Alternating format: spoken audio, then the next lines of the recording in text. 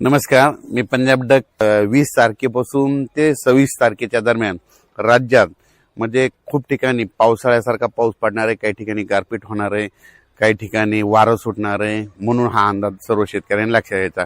सुरुवातीला आपण काय करू पाहू, आपण सुरुवातीला सांगतो कोल्हापूर जिल्हा, सातारा जिल्हा, पुणे जिल्हा, त्याच्यानंतर अहिल्यानगर, त्याच्यानंतर आंबेगाव तालुका, जुन्नर तालुका, त्याच्यानंतर इकडे कराड तालुका, इकडे दोन, बारामती, पाथर्डी, पैठण, वैजापूर, गंगापूर, शिर्डी, राहता ह्या परिसरात, त्याच्यानंतर इकडे बीड जिल्ह्यामध्ये कळंब तालुका, त्याच्यानंतर कळंब तालुका, धारूर तालुका, त्याच्यानंतर म्हणजे बीड जिल्ह्यात बऱ्याच ठिकाणी म्हणजे बऱ्याच ठिकाणी पाऊस पडणार आहे। त्याच्यानंतर लातूर जिल्ह्यात देखील खूप ठिकाणी पाऊस पडणार आहे, म्हणून हा अंदाज सर्व शेतकऱ्यांना लक्षात घ्यायचा। नांदेड जिल्ह्यात देखील पाऊस पडणार आहे, म्हणजे 20 पासून ते 26 दरम्यान, म्हणून हा शेतकऱ्यांना अंदाज घ्यायचा।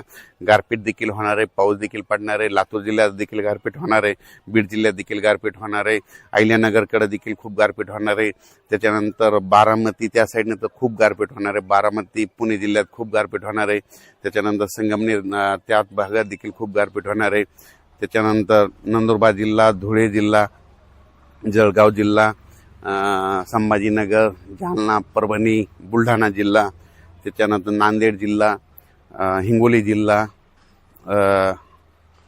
ह्या भागात देखील 20 ते 26 एप्रिलच्या दरम्यान पाऊस पडणार आहे, म्हणून हा अंदाज सर्व शेतकऱ्यांनी लक्षात घ्यायचा।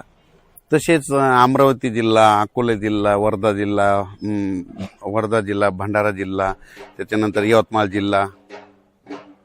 जिल्हा, त्याच्यानंतर नांदेड जिल्हा ह्या परिसरात बी पाऊस पडणार आहे, पण तिकडल्या प्रमाणात म्हणजे खूप कमी राहणार, तिकडे जरा जास्त राहणार नाही अवकाळी, म्हणून हे अंदाज लागचा। खरा पाऊस मात्र तुम्हाला एक सांगतो दक्षिण महाराष्ट्राकडे होणार आहे।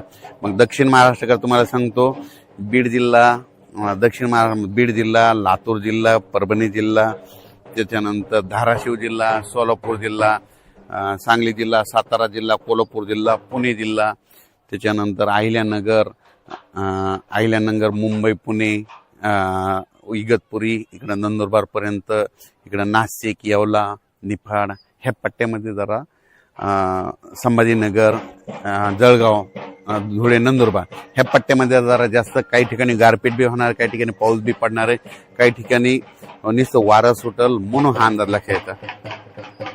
तसेच तेलंगणा आणि कर्नाटकमध्ये देखील खूप पाऊस पडणार आहे, काही कर्नाटकमध्ये तर खूप गारपीट होणार आहे, म्हणून हा अंदाज लक्षात यायचा।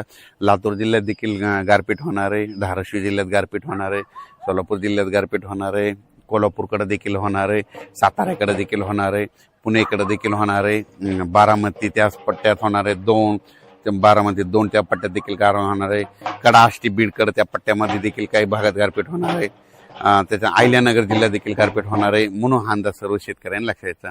म्हणजे सांगायचं झालं तर काही ठिकाणी गारपीट होईल, काही ठिकाणी भाग सोडून देईल, काही ठिकाणी वारं देखील सुटेल, म्हणून हा अंदाज सर्व शेतकऱ्यांनी लक्षात घ्यायचा।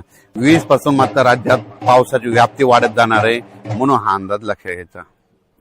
अचानक वातावरण झालं तर परत एक मेसेज दिला जाईल। धन्यवाद।